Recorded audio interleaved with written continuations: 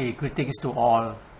We shall now start on the next part of our program, Youth Speak, Tomorrow's Voices. We shall hear presentations from three young theosophists from New Zealand, the Philippines, and Singapore. Our first presenter is Benjamin Upton from New Zealand. Ben is the president of the New Plymouth branch. He is a software developer who spends his spare time in uncovering the connections between the scientific and the spiritual.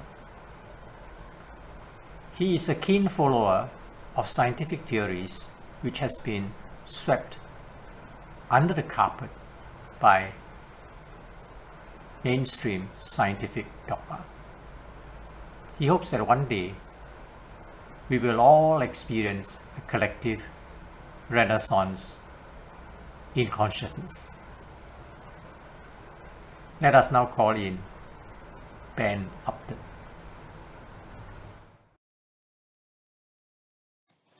This presentation is a reflection of my own personal journey. Throughout my life, I've been a Christian, an atheist. I've even touched on many conspiracy theories, until coming to the realization that none of these beliefs were serving me. I was in fact serving them. These patterns of thinking each offered their own unique view on reality, but they also concealed the truth about myself and veiled the simple beauty of reality as it is. First off, let's establish some common ground. What is thought? Strictly speaking, thought is information traveling through the nervous system. This information flows as a barely perceptible signal. In terms of the brain, this area of the nervous system is arranged as a series of gates called synapses. Each synapse can be triggered by an electrical signal, and each synapse can allow that electrical signal to pass along to other synapses. This is the basic mechanism which allows thought to exist and be measured here in the physical world. This is when a flow state can emerge. As one thought passes, it makes room for another, and as more thoughts flow, a pattern emerges where we see that there is a particular sequence or an order to these thoughts. These repeated thought patterns actually grow and strengthen passageways in our brain, creating an express lane of sorts for that thought to exist and flow again and again. Each time the neural pathway grows stronger and receives more resources to maintain a healthy connection. There is constant feedback between the mind and the brain. The brain being built by the mind and the mind existing upon the structure of the brain. This is, I believe, an important point as we find this sort of feedback in other systems, which we will go into later.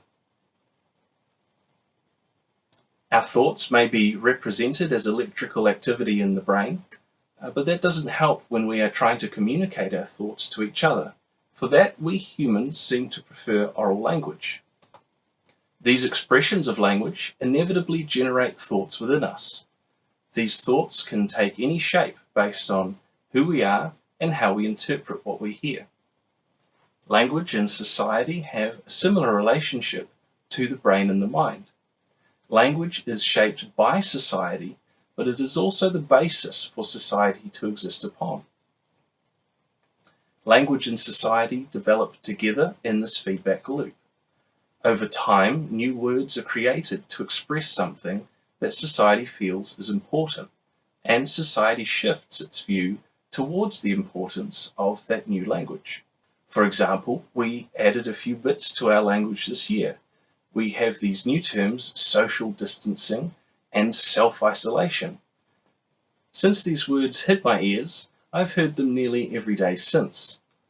Both terms use words we already understand, but with their new combination, new meaning is drawn, and there is the potential for a new neural passageway to be formed and strengthened in the brain. Religion itself can be defined as a thought pattern. As social distance is made of two words with their own definitions, and the new term is a mixture of those meanings, so too is the word religion. The origin for our modern English use of the word comes from Latin, and the original Latin meaning for the word is repeatedly bind. So, what is it that is being bound through the practice of religion? Well, patterns of thought, of course. Repeatedly inviting the minds of others to inhabit faith-based belief can cause them to hold that faith higher than truth. Government is another word with an interesting Latin origin. Govern, to control, to steer, and mental, our minds. So government specifically means mind control. It might not always be so obvious, but essentially this is the job of a government, to keep the people united and having faith in the currency that the government puts into circulation. This can only be achieved by exerting a certain type of influence on the minds of the population. This is really where the idea of patterns of thought can take a dark turn. The patterns we are susceptible to creating can be artificially built within our minds when we are subjected to half-truths, lies, and various other forms of confusion. This confusion can lead to a distorted view of self, a trapped self, one who is powerless and hopeless. When looking into the research being done on addiction, we find that this is the most common factor involved. More often than not, the addicted person will have a belief that they are powerless to create the life that they want. Feeling intense emotions, not just anger, but certainly more evident with anger, we can enter into thought patterns which allow us to be easily manipulated to doing something we would otherwise be opposed to, such as mob justice. Our emotions can be likened to a pack of wild horses. When calm, they are easily contained. But once they begin to stampede, there is very little that we can do to slow them down. When we have a strong neural structure supporting a reaction of anger, we are susceptible to having our emotions overrun us. This overrun of emotion can be the result of something like bad traffic, which is naturally occurring in this world, but it can also be incited by the deliberate use of information. And this is partly what we are seeing around the world now. Those with reach via the internet are able to radicalize massive segments of the population through their anger towards those who are seen to be the oppressors. Through anger, we are able to be manipulated, but there are other, more subversive methods which can be applied to our patterns of thinking. This is a well-known and trusted playbook for controlling populations large and small. The way in which these 3 Ds work is quite elegant in its simplicity. The deception and the distraction work quite well on their own to produce a population that is generally apathetic and mostly ignores politics. But it's when division is employed on the population that the control is really cemented. The division works so well because humans seem prone to falling victim to a certain kind of fallacy, that there is the us and then there are the others. Throughout history, that thought pattern has given mankind a platform to build horrific fantasies of violence and wage enormous wars. This division of self from other self is a crucial step towards suffering. A false dilemma, sometimes also referred to as a false dichotomy, is a logical fallacy which occurs when a limited number of options are incorrectly presented as being mutually exclusive to one another, or as being the only options that exist in a situation where that isn't the case. Here are some examples of what that might sound like. You're either with us or you're against us. Either you support this new national security law, or you must have something to hide. If the theory of evolution can't explain life on Earth, then we must have been created by God. Does any of that ring a bell? These ideas form patterns in the mind which lead us to draw incorrect conclusions. So what is the message? What can we learn from all these examples of how patterns in our thinking can lead us astray? Ultimately, we are all here as pilgrims on the path, and these thought patterns which lead to confusion and destruction are what we are trying to avoid. Of course, it can be helpful to know what pitfalls are waiting for us on our journey, but that is not the lesson we should be taking away from this. These patterns of thought which influence our day-to-day lives come from our experience and our attitude towards them. So to build patterns of thought which might benefit us on our path, it must all come down to our relationship between our inner self and our outer world. Of course, this is the information we find time and time again in the ancient wisdom. Throughout history, the triangle has been used as the symbol of balance, structure, and harmony. We find three-way relational systems in the laws of physics and in the wisdom teachings. The importance of a triangle is its relative stability as a shape. The relationship between the three nodes is what gives the shape its strength, each equally weighing and supporting each other. In terms of this idea of patterns of thought, these three basic principles can be applied in balance to escape the patterns we no longer wish to perpetuate. The first of those is learning to observe the self. Rather than knowing oneself as an imperative, instead work towards developing an ability to observe the self. In the same way that a figure skating judge is able to evaluate movements that happen so quickly that most of us would not be able to perceive them. This is done as these figure skating judges spend a lot of time observing figure skaters. They learn the nuances of the movements and they're able to observe them more closely and more accurately. So practicing an observation of our own mind will sharpen our ability to know our mind at any given point in time. Clearing away the confusion of thought during meditation to achieve a state of total peace of mind can be a rather difficult goal, and many who try never find that moment of silence. So instead, during meditation, the goal should be to observe what the mind is doing without judgment. The second point is to learn about the universe. Unbalanced and inward-focused mind will eventually lose reference to this wonderful illusion we are currently incarnated in. This loss of perspective can lead to self-defeat.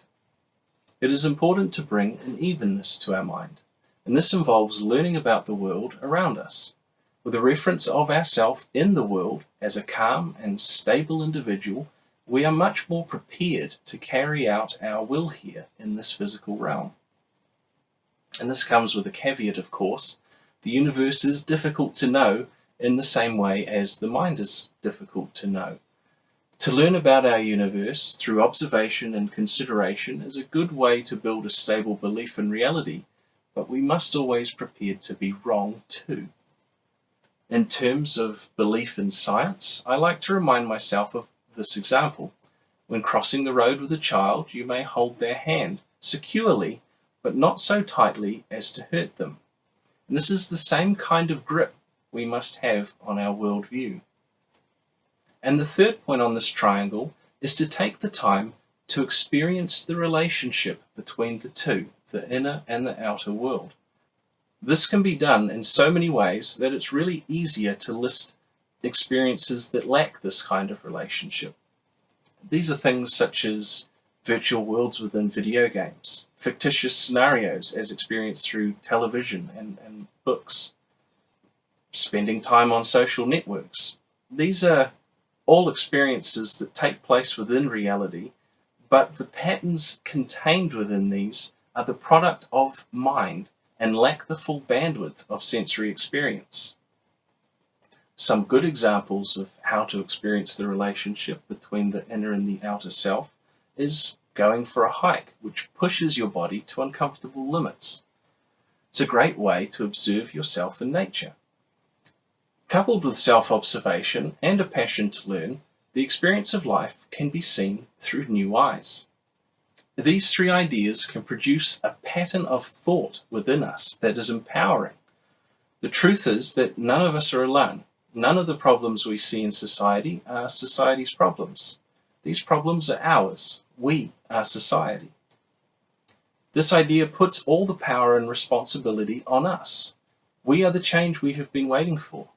We vote with our mind state. With the expansion of our consciousness, we improve society as a whole. Thank you, Ben. For our next speaker, we shall have Celeste Sasuman from the Philippines. Celeste is the president of the Celestine Lodge, and she currently works as a public servant in the Philippines government. She became a member of the Theosophical Society as she was inspired by the way her mother lives her theosophical life. Celeste loves to travel, meet new people, and inspires them with her personal short stories. She believes that it is the duty of youth to take action, to commit, and to popularize theosophy, the answer to the enigmas of our lives. Shall we call on Celeste Sasuman? Hi everyone, my name is Celeste Sasuman. I was asked by our Theosophical Society president in the Philippines, Mr. Charlie Romero, to do a talk. I had no idea what I should talk about, when, and where. I just said yes. Then he told me that I was going to do a talk for the 145th Theosophical Society International Conference. I was terrified. Thinking about the Theosophical Society's international speaker started to intimidate me. I am far from being experienced. I am far from being learned. I have not even finished the book by Blavatsky. And even if I did, I'm not sure if I'd fully understand it. So I took a deep breath and just recalled the times that I just said yes.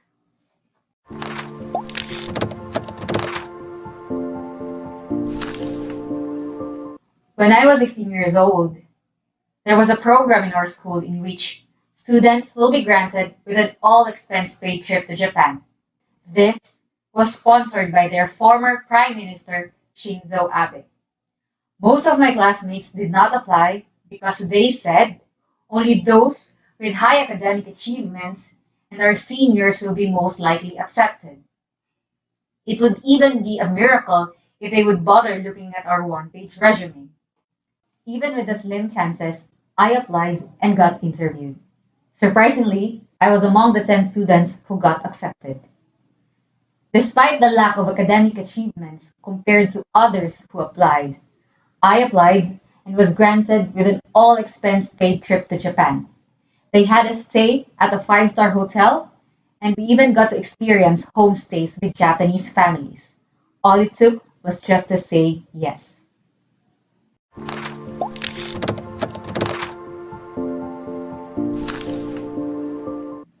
When I turned 18, I learned of a program that would allow me to fly to the United States using a J-1 visa.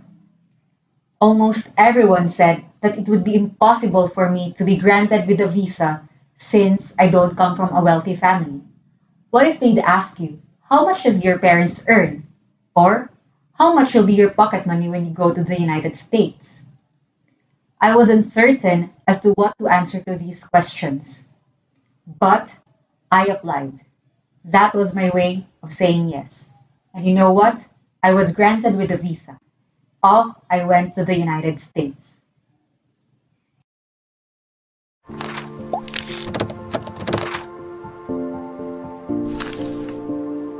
When we are young and coming from a third world country on top of that, a lot of things may seem far from our reach because we think that there are people who are better than us and that we lack the experiences and resources.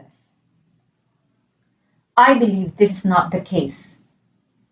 As a youth, we have all the time to explore, to learn, to win, and to fail. I have failed a lot of times, but youth, I realize, is the best time to fail because time is on our side. It gives us the chance to try to win until we succeed. Thus, youth becomes our greatest ally in saying yes. So, even when you are young, just say yes.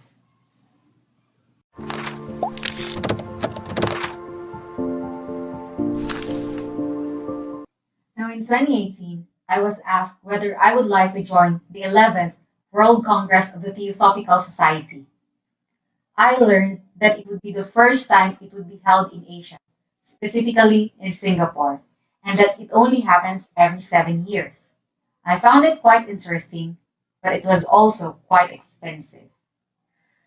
But I just said yes. The first thing I did was open an airline website, chose the dates, saw the price, closed my eyes, and booked a ticket. A week after I registered, I received an unexpected salary bonus which covered some of the expenses for me. My application for work leave was approved without question.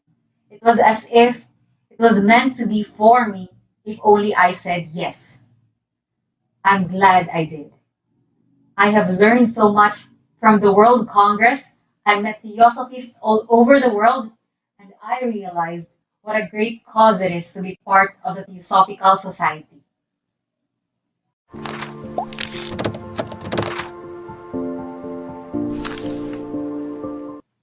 Another recollection was on March 2019 when I went to the Golden Link College to observe how Mr. Vic Houchin conducts the self-transformation seminar to abused and abandoned children.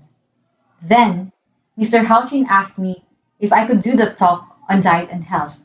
I wasn't sure how to do it, but I just said yes.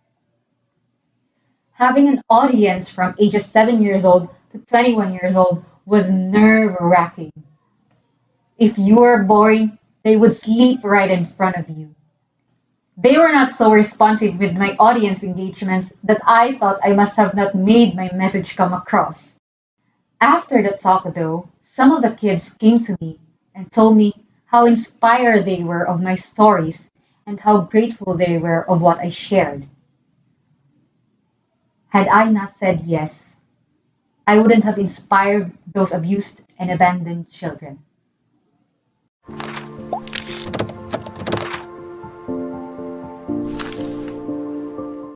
During this pandemic, the TS Philippines section was looking for volunteers to do talks for the joint lodge meetings, which we do every Saturday in the Philippines. I said yes by volunteering to do the first talk for the joint lodge meeting, and we've been doing it successfully ever since.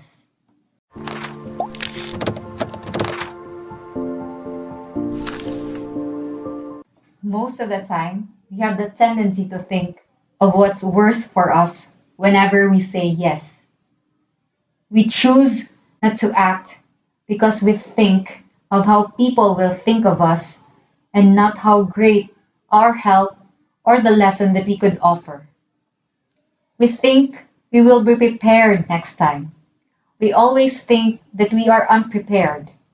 The question is, when will we be? I tell you, even when you think you are unprepared, just say yes.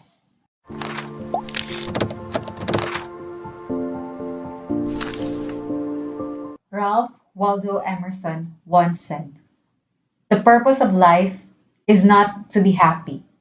It is to be useful, to be honorable, to be compassionate, to have it make some difference that you have lived and lived well." I was struck by these words, not to be happy, but to be useful. How many of us would rather seek to be happy than to be useful? Becoming useful entails efforts. Efforts don't always come easy nor convenient. So we would rather say no than a yes. What we often don't realize is that when we say no to something, we are actually saying yes to something else.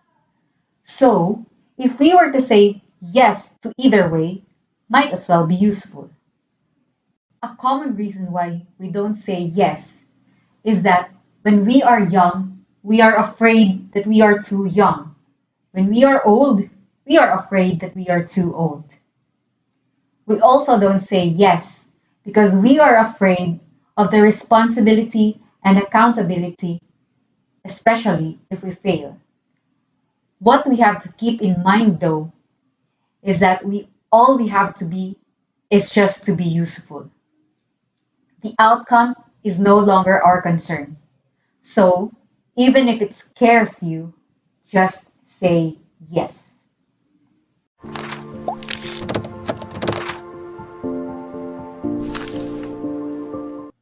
Lastly, let us not become Jim Carrey's character in his movie Yes Man, where he made a covenant to say yes to everything.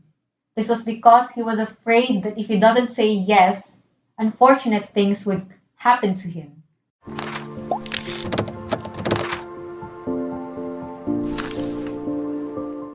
It would be helpful to remember that the first qualification to the path, according to the book At the Feet of the Master by Jiddu Krishnamurti, is discrimination.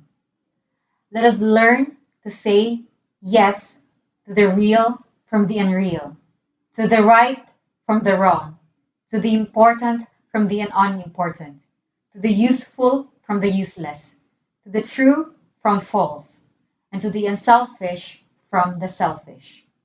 The three objectives of the Theosophical Society are study, meditation, and service. If we don't say yes, how will we accomplish any of this? Everyone, I invite you to learn to just say yes. Thank you, Celeste.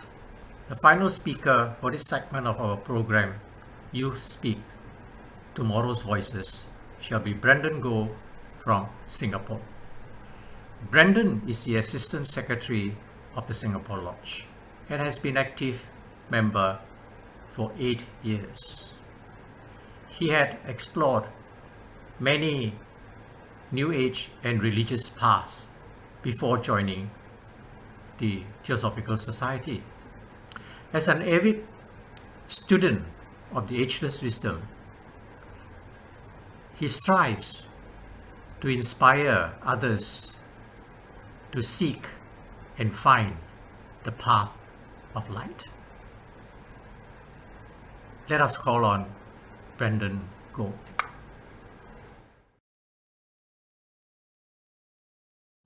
Hi everyone, this is Brandon from the Singapore Lodge. First of all, I would like to thank the organizers for giving me this opportunity to share with you the spirit of youth.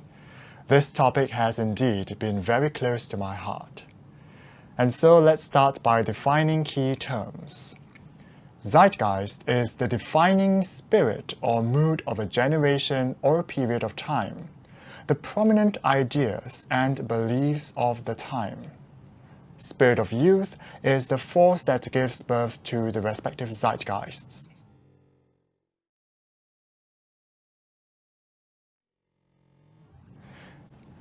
Zeitgeist is the invisible agent or force dominating the characteristics of a given epoch, and this force seems to be different for every age. So the spirit of youth is what underlies zeitgeist and its varying manifestations. It is this underlying spirit of youth, this creative force, that gives birth to the respective zeitgeists, revealing a different mode of awareness and expression. One such period-specific cultural pattern in America is the free love and hippie movement of the 1960s. Other examples are modernism and postmodernism.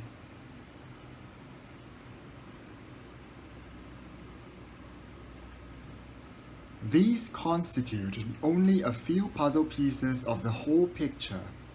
All these are but external and imperfect manifestations of a deeper energy, of an essential force. Perhaps another way to see it is the spiritual enlightenment at the end of every century, and the impulse given to propel civilization into the next age, loosely given as such.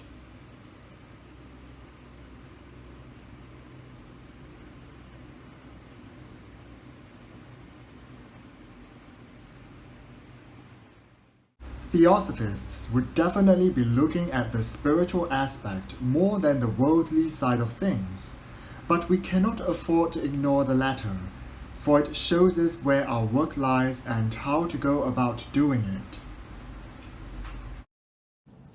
When we look at the zeitgeist of the 21st century, many of us see decadence and moral degradation everywhere, perhaps far more evidently than the spiritualizing impulses. We will not explore this subject today, but I suggest that we try to pierce through the illusion. Seen in a higher light, today's decadence is but the lower expression of the spirit of youth. And the more we can understand its higher aspect, the true force that drives, the more we will know what needs to be done to help the world transmute the lower expressions. In other words, this discord is but a part of a larger harmony which we should try to perceive. So, what is the spirit of youth? Have we been touched by its grace? I think we can all agree that as a whole, we are not enfired by the spirit of youth. Otherwise, we would have thousands of youths in the TS. It is inevitable. Look at the TS in its heyday. We had thousands of youths and they were interested in the ageless wisdom, not in all sorts of peripheral or unrelated activities. For years, I've pondered, I've planned. I've tried to find and embody this spirit of youth, and I've not found the answer. Just like all of us here, I'm still seeking. And it is not an intellectual or practical answer that I seek. It is an answer of the spirit, an answer that shall enfire and transfigure our society. However, I'm not going to leave you hanging with my unanswerable question. While we are still seeking the spirit of youth, there are some things we can start doing. It is just like treading a foggy path, for instance. We can't see ahead if we stay put. But once we start walking, the fog seems to recede and the path appears. So in which direction should we start walking if we will to revitalize the Theosophical Society? First of all, let us explore some qualities of this spirit of youth, of this creative fire, and our path ahead may be clearer. The spirit of youth is active. Let us not gloss over this word and the living spirit it represents. We may think, well, aren't we active? That's a valid question as we are active in so many areas. But in our activities, are we doing the same thing over and over without change or innovation?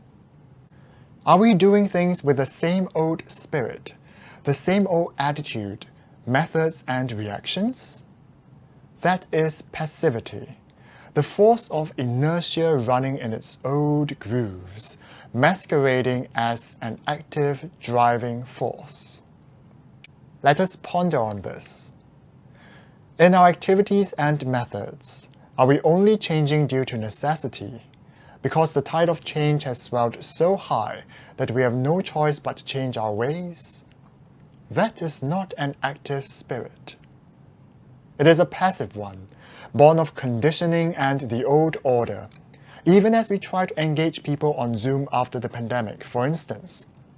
What if we have done that earlier? And what else can we do now, which is lacking in our Zoom programs? Can we hold workshops and use breakout rooms for more engagement? Can there be a less top-down approach in our lectures? Can our lectures spur people to think for themselves and lead them to truth rather than simply telling them what the ageless wisdom is all about?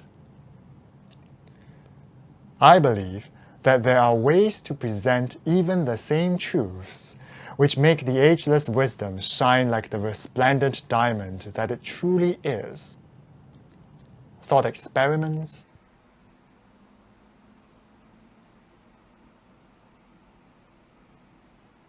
riddles. Let's ponder together. Poets sing my praises, and yet I can cause untold pain. When I am present, the world becomes a magical place. Without me, life is empty. What am I? Love. A powerful force. I can make you get up in the morning, even when you have nowhere to go. I can cause you to eat when you aren't hungry, and drink when not thirsty. What is this? Habit. I exist only when light is present, and yet light on me is my immediate death. You fear me more than anything. Who am I?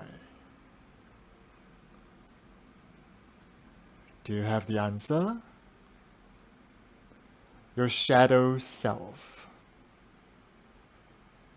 We all want more and more of me, yet the more we get, the less satisfied we truly feel.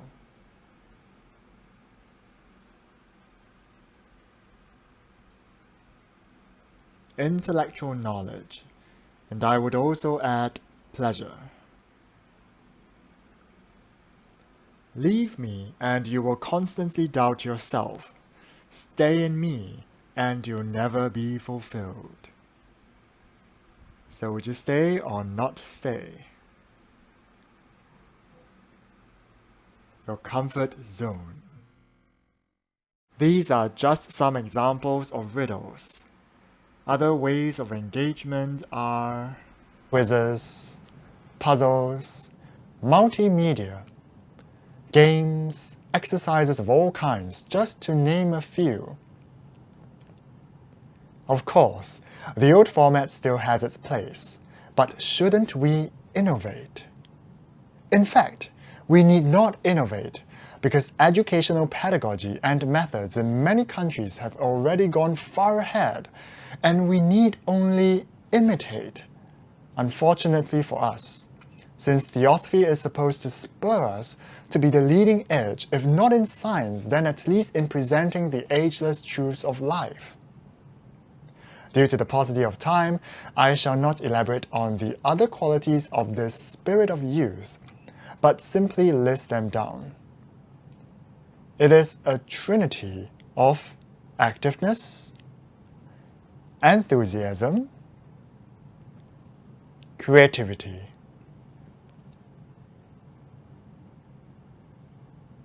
You will notice that these qualities in which the spirit of youth expresses itself can be seen in every new generation, in every new age. It is the life that spurs change and growth. Without it, civilization would stagnate. Here are some qualities of the zeitgeist of the 21st century. The spirit of universality, the idea of one world, internationalism, global outlook, and cooperation. Group consciousness and endeavor, group work, group spirit, and group objectives in the service of humanity will assume greater importance. Next, synthesis and union. The harmonization and integration of different departments of life and the tendency towards union and fusion.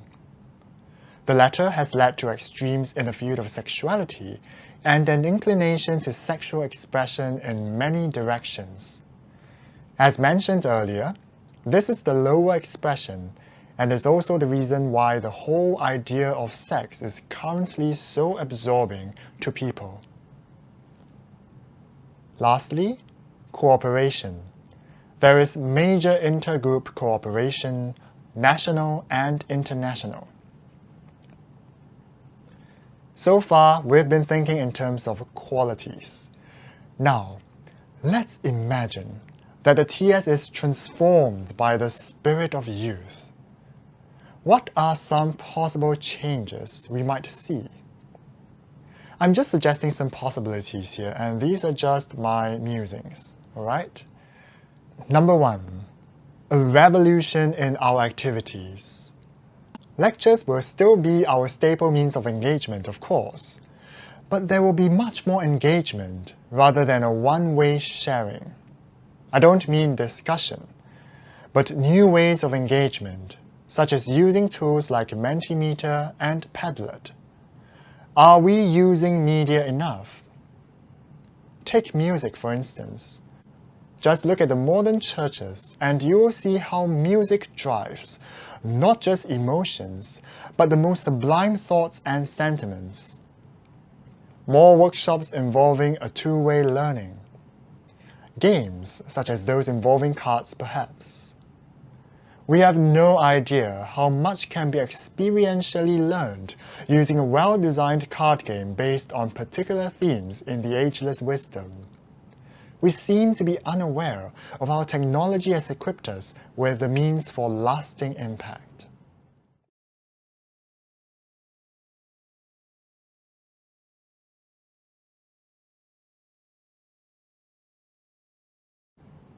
Number 2. A revolution in the way we study the Ageless Wisdom together. It hands the responsibility of truth-seeking and meaning-making back to the participants and engages all members in the pursuit of truth. If you're interested to find out just one of the many ways this could be done, you may refer to this very old but forward-looking booklet called Group Work by the Theosophical Research Center. I think it's already defunct, sadly. Of course, in all these, common sense must take precedence, and we must strike a balance. We can't possibly ask new students to interpret theosophy however they will, can we? The new ways we study the Ageless Wisdom necessarily dovetails with the use of technological tools, not technology per se, because new things can in fact be used in old ways which lull and dull the human spirit. It is just this staleness and deadness that's keeping us back or attracting those in whom there is very little of that self-regenerating life. New ways of exploring the Ageless Wisdom and new modes of putting it into practice, which is related to the next point. More group meditations and work. One thing we notice about this age is group activity and activism. Group awareness and consciousness has been forming in various directions, and this can be seen in the sheer number of groups and organizations that have sprung up over the past decades. Just count how many WhatsApp groups you have. Technology has enabled us to form and join an unlimited number of groups, or rather, we could say that it is our growing group consciousness that has spurred technology to provide us with ever greater means for interconnection and communication. Naturally, that is too much for many of us. We are simply swamped by the chaos of messages and communications. But it is not the form side of it that I'm talking about. It is clear to me that we are moving towards a deeper social awareness and group consciousness that should be even more clear in the arena of spirituality, in which the TS should be spearheading change. Group service, both spiritual and physical, is one of the manifestations of this zeitgeist. Intergroup cooperation is another. Theosophical literature provides many hints in the direction that humanity is progressing. An increasing number of people are aware of and working with another kingdom of nature, the angelic kingdom. Such is the spirit of the new age. Humanity is knit closer not only amongst itself, but also among other evolutionary streams. These are just my musings, and I'm sure many of you have brilliant ideas which differ radically from mine. But herein lies the beauty of theosophy, of our society. For there is unity in mutually enhancing diversity. There must be multifarious possibilities, But in implementing these ideas, it seems as though we're constantly coming back to square one. The current means of engagement are most suitable for our demographic, yet may not attract people with the spirit of youth aflame in them. We need such people to propel fresh ways of doing things, and we simply don't have enough of them in our lodges to spark a transformation. To have youth and the young at heart, we first need youth and the young at heart. What a conundrum, don't you think? So, what should we do? The answer seems to be to raise ourselves into that divine consciousness from which the spirit of youth springs. When the tipping point is reached, when enough of us allow the spirit of youth to dwell in our hearts, then the purpose of the Theosophical Society shall be fulfilled. I believe that theosophy is as fascinating to the young as it is to the old. And thus, I conclude this presentation with a quote from Light of the Sanctuary by Jeffrey Hodson. The real answer is to make all the presentations of theosophy so interesting and convincing that no one really wants anything else. May we all open our hearts to the spirit of youth. Thank you. Thank you to Brandon and to our earlier speakers, Benjamin and Celeste, for your interesting presentations, which are all refreshing views from our young theosophists. And with that, we can now declare this session concluded. Have a good day.